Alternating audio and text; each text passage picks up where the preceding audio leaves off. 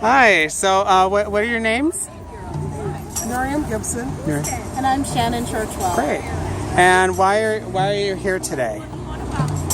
Well, I'm here today to support the efforts to increase child care affordability because I have two sons, a 5-year-old and a 7-year-old, and I believe that child care should be affordable so parents can go and further their education, and also to be able to sustain employment until they get to the point where they can afford the child care themselves. They need help.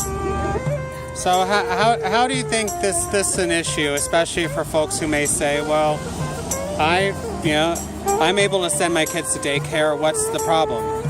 Well, I think it's wonderful that you can afford to pay all of your expenses without any assistance from the government.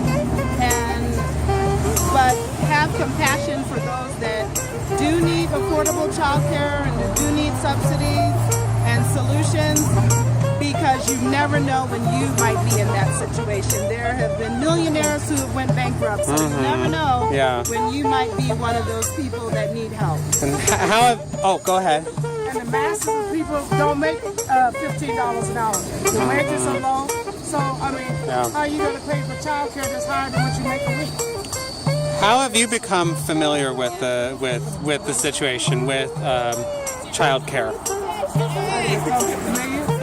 By actually having a child that I needed to have child care for, and not being able to really pay the costs. And I was really frustrated knowing that here in Nevada, my child could not start any type of Head Start or pre-K until he was 5 years old. And they just recently started having full-time, full-day kindergarten. I think we should have full-day Head Start, full-day pre-K, full-day kindergarten, and then the Safe Key program. With that, there are so many ways we can just expand some things to help people. Yeah, you brought up an interesting point that it wasn't until last year we had full-day kindergarten here in Nevada. Why do you think it's taking so long for us to make headway on something that, for many of us, seems like such a no-brainer?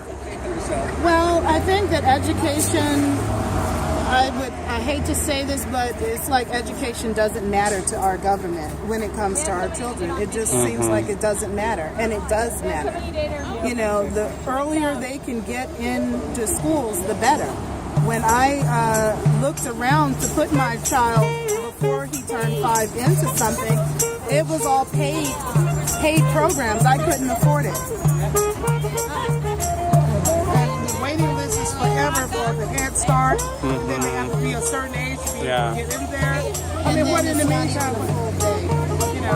And I think that a lot of legislators do not identify with the problem of the masses of people. That's one of the reasons. They have to be able to hear our message, and we need to be able to present a voting block to make them listen to us. Well, speaking of that, we have an election coming up, and everything from president to the state legislator is up this year. What are you hoping to hear from candidates about issues of affordable child care and equal pay? I want them to show us the money. I want them to put their money where their mouth is.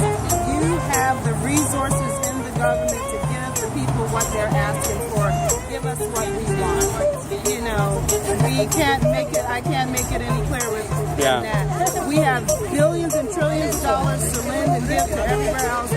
We need to make sure that we are putting America's children first. Great.